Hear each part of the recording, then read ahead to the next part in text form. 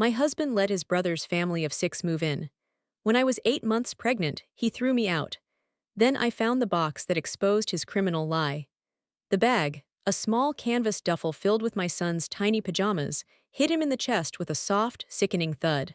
My son, my 6-year-old light Owen, didn't even make a sound at first. He just froze, his eyes wide, his mouth forming a perfect O of shock. The bag slid down his front and landed at his feet. And then, the silence of the room was shattered by a high, thin wail that clawed its way up my spine. It was a cry of terror, not of pain. "David!" I screamed, a new, primal wave of adrenaline cutting through my pregnancy-fueled exhaustion. "You stop that, both of you!" my husband, David, roared. His face was a dark, crimson mask, his eyes burning with a rage I didn't recognize. He wasn't looking at Owen. He was looking at me. The crap he had thrown at me, a high-top sneaker, a handful of mail, a remote control, was scattered around my feet like debris from a tornado. This was the man I had been with for 9 years. The man I had loved since I was 21. The man who had held my hand when Owen was born. The man who used to trace the curve of my pregnant belly and whisper dreams of our future. Tonight, that man was gone. In his place stood a stranger who had just thrown something at our crying child. A stranger who, just moments before, had called me every name I had ever been warned about, all because I had finally cracked. All because I had asked for my home back. "If you hate it so much," he spat, his voice trembling with a venom that chilled me, "then you can get out. Go move in with your dad, we don't want you here." "We." He didn't say I, he said we. I looked past him toward the hallway. From the 2 bedrooms that used to belong to us, my office and Owen's room, I could hear the sounds of other people. His brother Alex, his brother's wife Rachel. Their 4 children. All of them living in my house, eating my food, breathing my air. I looked down at my swollen stomach, the baby inside me blissfully unaware, rolling under my skin. I looked at Owen, who was now sobbing silently into his hands. I looked at the man who was supposed to be my partner. And the love I had for him, the deep, foundational love I had been clinging to for 9 years, didn't just crack. It didn't just fade, it died. It turned to ash in my mouth, and all that was left was a single, cold, hard realization. I hate this man. I hate this man with everything I have. Our life wasn't always this cramped, screaming chaos. 9 years ago, our life was a tiny, sun-drenched apartment, and 2 kids who thought forever was a word you could build a house with. I met David at a boring office job we both hated. I was a temp, he was in accounting. He had this easy, rumbling laugh that made the gray cubicle walls feel a little less gray. He was charming, he was kind, and he seemed, more than anything, steady. I came from a family of loud, loving, but ultimately chaotic people. David felt like an anchor. He wasn't ambitious, not really, but he was consistent. He paid his bills on time, he showed up, and he looked at me like I was the only person in the room. We got married. We saved. We bought this house. It was small, just 3 bedrooms, but it was ours.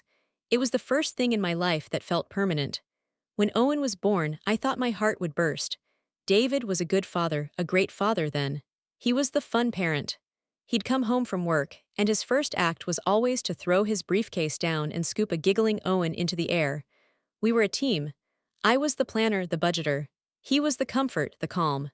We balanced each other. Then March happened. The call came on a Tuesday.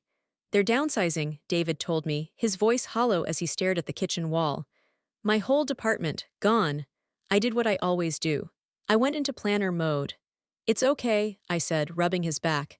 "It's okay, baby. We have savings. I'm working. You'll find something better. We'll be fine." For the first month he tried. He sent out resumes, he networked, he cursed about the job market. But by the end of April, the energy was gone. He started sleeping in. He'd sit on the couch, the TV playing muted news channels, and just stare. The anchor I had married was suddenly adrift, and he was starting to drag me down with him. I'm a remote bookkeeper. I took on 3 new clients. The work was mind-numbing, but the checks cleared. I was paying the mortgage, the car note, the utilities, the groceries. I was paying for everything, all while my belly began to swell with our second child. "It's just temporary," I'd tell myself, waddling to the bathroom at 3 a.m. "He's depressed, he just needs a minute." Then, in July, he got the call from his brother. "Anna, honey," he said, and it was the most animated I'd seen him in weeks. "Alex is in a bind. His landlord sold the building. They need a place to stay." "A place?" I asked, my hand resting on my small bump. "Like, what kind of place?" Just for a bit, he said, that old, charming smile appearing. Just a few weeks. A month tops. Just until they can find their own place. It's my brother, Anna, it's family. I loved David's family, in theory. Alex and Rachel lived across the state. We saw them at holidays. They were loud, their 4 kids were. A lot, but they were fine. Family was David's magic word. It was the one thing he held sacred. A month, I said, trying to calculate the cost of feeding 8 extra people. David, are you sure? We're a little tight. They'll help, of course they'll help, he said, scoffing, as if I'd suggested something insulting. They'll chip in. It'll be fine. It'll be fun, like a long slumber party for Owen. It wasn't a slumber party. It was an invasion. The first crack wasn't a crack at all. It was a stampede. They arrived on a sweltering July afternoon in a U-Haul that looked like it had been in a demolition derby. Alex, David's older brother, all backslapping false bravado. His wife, Rachel, looking pale and exhausted, holding a toddler on her hip. And their other 3 kids, ages 5, 8, and 10, who exploded from the van like confetti, immediately running through my small, neat flower beds. Annie, Alex boomed, pulling me into a hug that squeezed the air from my pregnant lungs.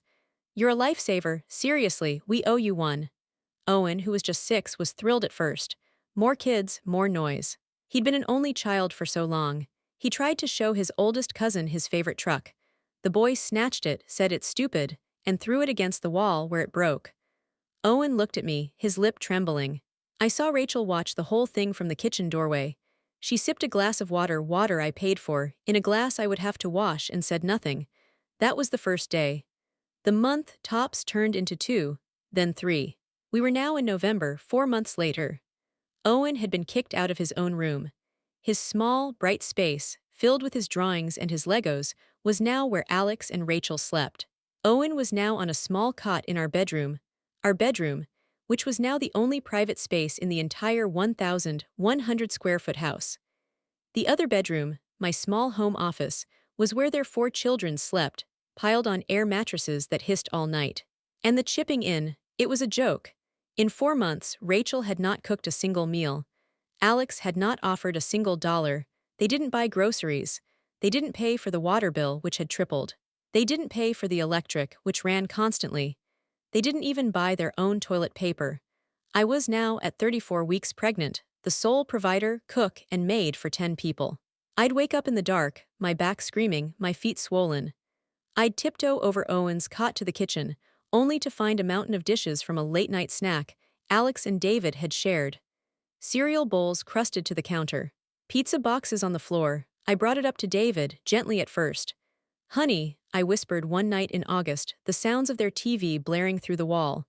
Have you talked to Alex about their apartment search? They're looking, Anna, he'd snap, his defensiveness instant. It's tough out there, you know I'm looking for a job too, it's hard. I know, I said, trying to be soft. It's just. The grocery bill was over $1,200 this month, David. I'm having to dip into the emergency savings. The savings for the baby. What do you want me to do? He'd say, turning away from me. Kick them out. They're my family, they have kids, you have no heart, Anna, sometimes I swear. That was the first time he said it. You have no heart. I who was working 10 hours a day while pregnant. I who was feeding his brother's children. I who was paying the mortgage on the house that was sheltering his unemployed, lazy brother and his equally unemployed, lazy self. I was the one with no heart. The crack wasn't just in our marriage, it was in my foundation. The woman I was, the planner, the fixer, was crumbling. I was becoming someone I didn't recognize, brittle, silent, and filled with a simmering, acidic rage. I stopped talking. I just cleaned. I worked. I paid the bills. I went to my OB/GYN appointments alone. And I waited for December, the month my baby was due, as if it were a finish line and a death sentence all at once. Tonight was the night the veneer finally shattered. I had just paid the rent online. I watched the number drain from my account, the account I had been feeding, dollar by dollar, from my bookkeeping clients. The account that was supposed to be for maternity leave, for diapers, for a goddamn college fund. Now it was just gone again. I was 34 weeks pregnant. I was due in December. My back felt like it was splitting in 2 and my ankles were the size of water bottles. I looked at the space in our bedroom that was supposed to be for the bassinet. It was currently blocked by a pile of Alex's laundry. Not our laundry. His. I heard David in the living room, laughing. He was laughing with Alex. They were playing video games. The sound of digital gunfire and male laughter echoed through the thin walls. It was 7 p.m. I had just finished cleaning the kitchen after cooking a meal for 10 people, a meal I was too nauseous to even eat. Something in me, a load-bearing wire, just snapped. I walked out of the bedroom past Owen, who was quietly building a block tower on his cot. I stood in front of the television. "Anna, move," David said, not taking his eyes from the screen. "No." My voice was quiet, but it was so cold it surprised even me. He paused the game. The room went silent. I could feel Alex and Rachel stiffen.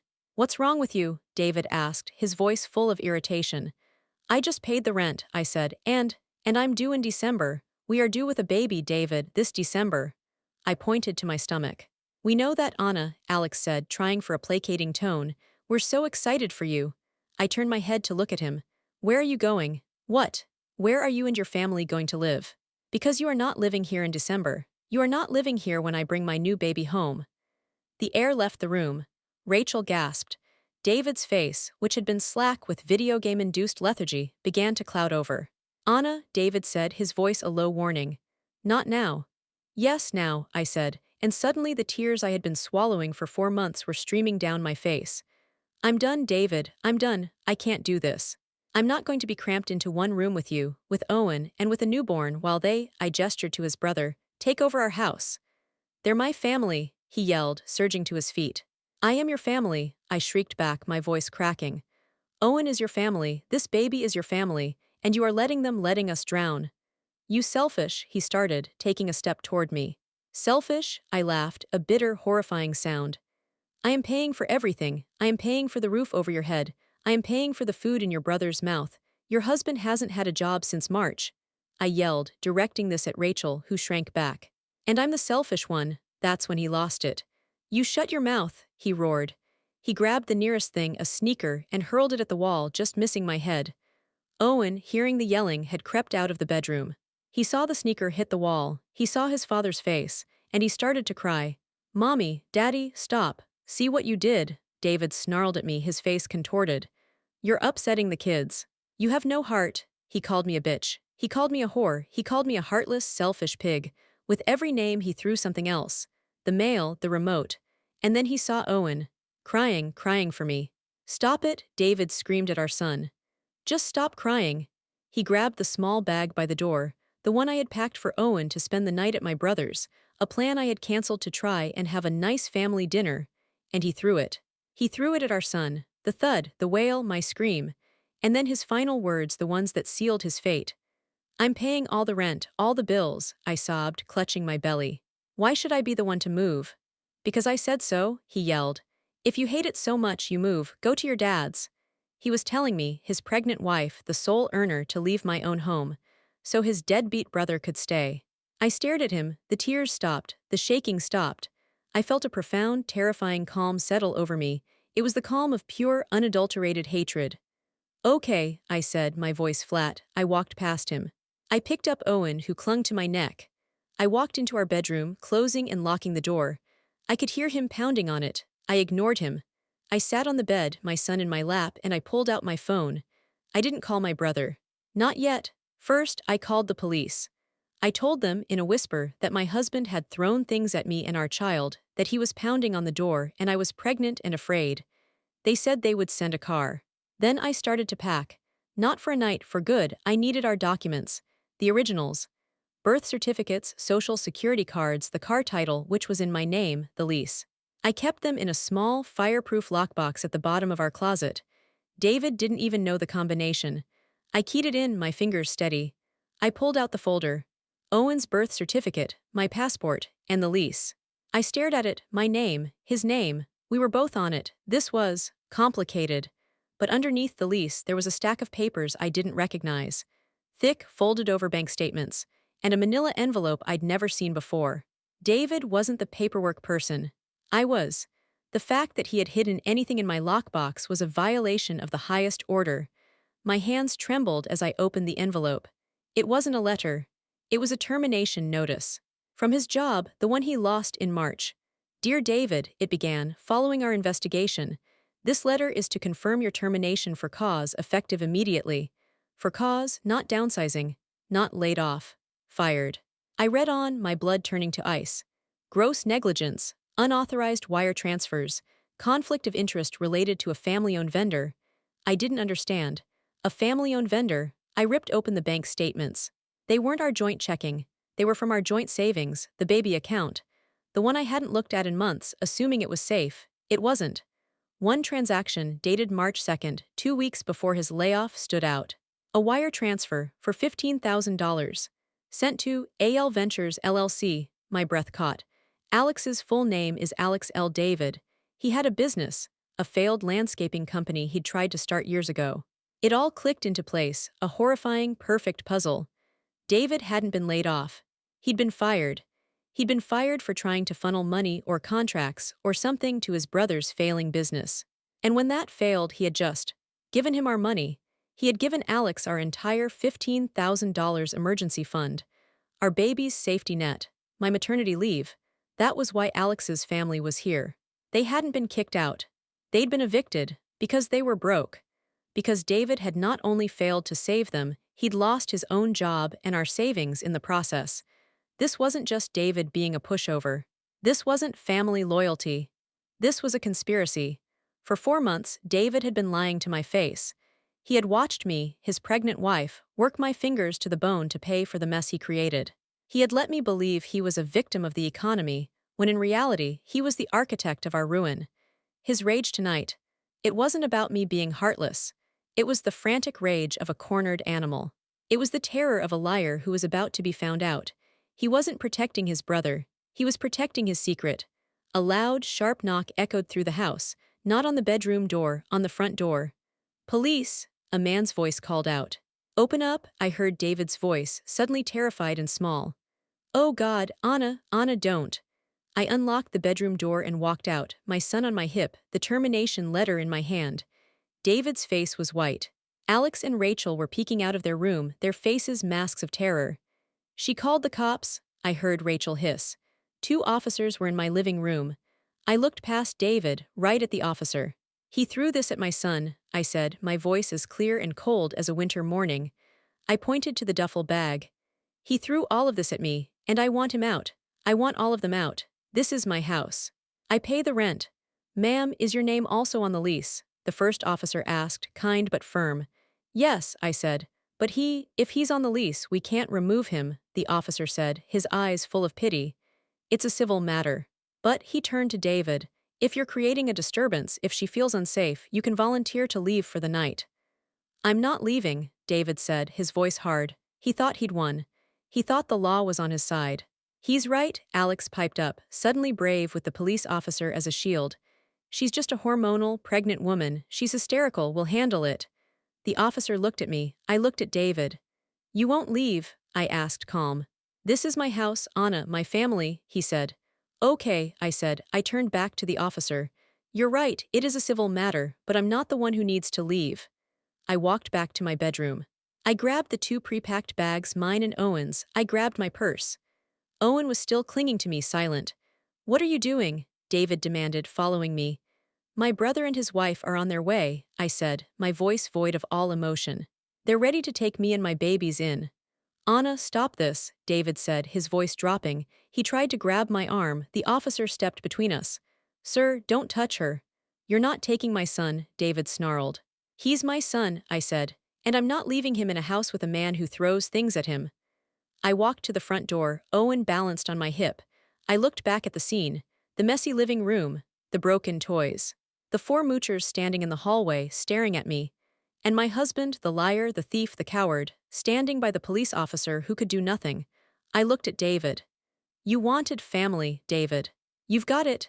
I opened the folder in my hand. I pulled out the termination letter. I pulled out the bank statement showing the $15,000 transfer. I didn't say a word. I just dropped them on the floor at his feet. His eyes widened. He looked at the papers, then at me. The blood drained from his face. He knew in that instant that I knew everything. "Anna," he whispered. It was a plea. Alex and Rachel just looked confused. They didn't know I'd found the proof. "Enjoy your family, David," I said. "I hope your brother pays rent." "Oh, wait." I opened the front door. My brother's truck was pulling up, his headlights cutting through the dark. "I'm leaving this house behind," I said, not to him but to myself. "I'm leaving you behind, and I'm going to start fresh with my babies." I walked out the front door. I didn't run, I didn't look back. I shut it firmly behind me, and the sound of that click was the most satisfying sound I have ever heard. I was free. The first few weeks were a blur. My brother, Sam, and his wife, Laura, took us in without a single question. They gave Owen their guest room, set up the bassinet they'd been storing for me, and just let me be. They let me sleep. They let me cry. They made me food and never once asked me what my plan was. I filed for an emergency restraining order the next morning. I filed for divorce the day after that.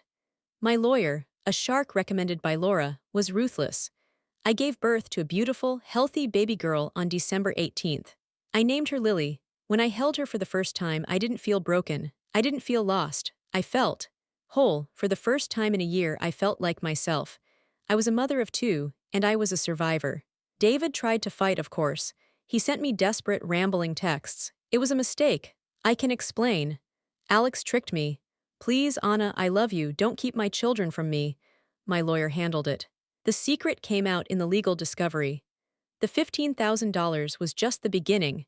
David had also co-signed on a $30,000 business loan for Alex, using our house, the one I was paying for, as collateral.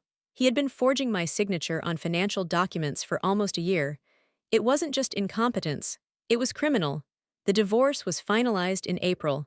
I got full custody. He got supervised visitation, which he rarely used. He also got 100% of the debt he'd accrued. The last I heard, the eviction process I had technically started by leaving finally went through. David, Alex, Rachel, and their 4 kids were kicked out of the house. They all moved back to their hometown, and I heard they were living in a rundown motel, all 8 of them in one room. David's name was toxic in his industry.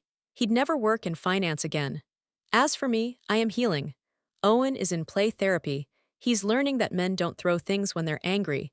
He's learning what a safe home feels like. Lily is a happy, smiley baby who has never heard a man raise his voice to her mother. I'm still a bookkeeper. I'm still paying my bills. But now, the money I make goes to my family, to Owen's art classes, to Lily's formula, to the deposit on a new 2-bedroom apartment that is clean and quiet, and above all, ours. It's hard, being a single mom of 2. But it is a million times easier than being the wife of a man-child, the provider for a house full of parasites. I loved David for 9 years. I loved the man he was, or at least the man I thought he was. But the truth is, a person's character isn't measured when things are good. It's measured when you're under pressure. And when the pressure came, my husband didn't just bend. He broke. He shattered into a million pieces, and he tried to take me and my children down with him. He told me to move out. He told me I had no heart, but he was wrong. I did move out. I moved on. And I learned that my heart, the one he tried to break, was the strongest part of me. It had to be. It was beating for 3.